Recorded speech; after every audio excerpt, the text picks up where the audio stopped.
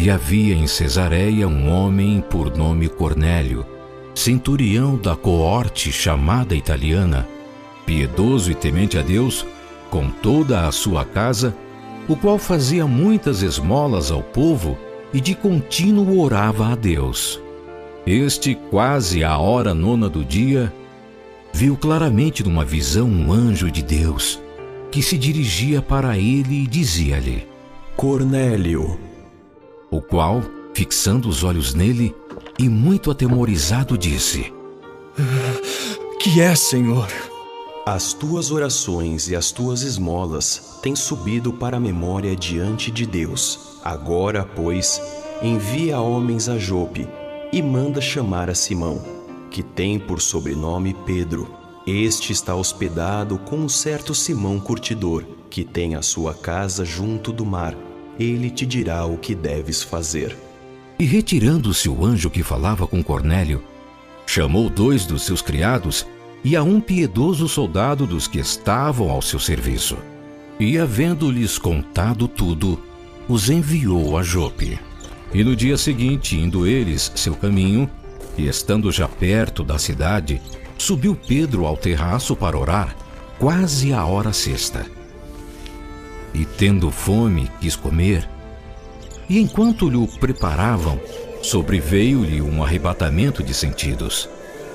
E viu o céu aberto, e que descia a ele um vaso, como se fosse um grande lençol atado pelas 4 pontas e vindo para a terra, no qual havia de todos os animais quadrúpedes e feras e répteis da terra e aves do céu.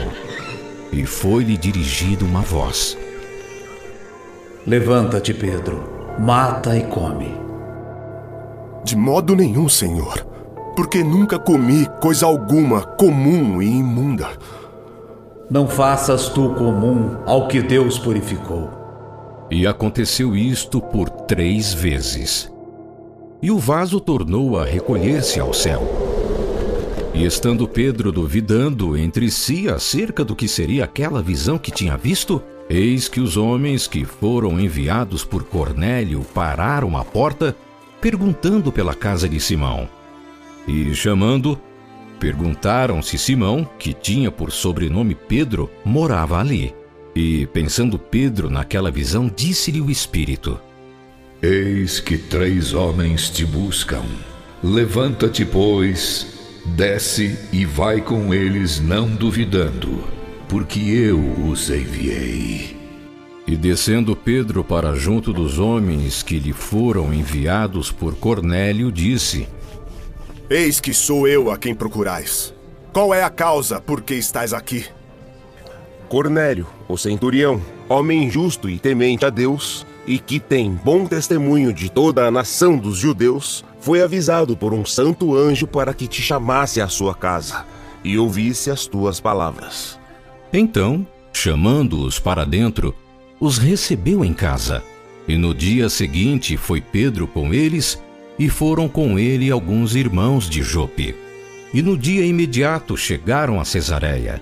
E Cornélio os estava esperando, tendo já convidado seus parentes e amigos mais íntimos. E aconteceu que, entrando Pedro, saiu Cornélio a recebê-lo, e prostrando-se a seus pés, o adorou. Mas Pedro o levantou, dizendo: Levanta-te, que eu também sou homem. E falando com ele, entrou e achou muitos que ali se haviam ajuntado, e disse-lhes: Vós bem sabeis que não é lícito a um homem judeu ajuntar-se ou chegar-se a estrangeiros. Mas Deus mostrou-me que a nenhum homem chame comum ou imundo. Por isso, sendo chamado, vim sem contradizer. Pergunto, pois, por que razão mandaste chamar-me? E disse Cornélio: Há 4 dias estava eu em um jejum até esta hora, orando em minha casa à hora 9ª. E eis que diante de mim se apresentou um homem com vestes resplandecentes e disse: Cornélio, a tua oração foi ouvida, e as tuas esmolas estão em memória diante de Deus. Envia, pois, a Jope, e manda chamar Simão, o que tem por sobrenome Pedro. Este está hospedado em casa de Simão, o curtidor, junto do mar, e ele, vindo, te falará. E logo mandei chamar-te, e bem fizeste em vir. Agora, pois, estamos todos presentes diante de Deus, para ouvir tudo quanto por Deus te é mandado. Reconheço por verdade que Deus não faz acepção de pessoas, mas que lhe é agradável aquele que, em qualquer nação, o teme e faz o que é justo. A palavra que ele enviou aos filhos de Israel, anunciando a paz por Jesus Cristo, este é o Senhor de todos.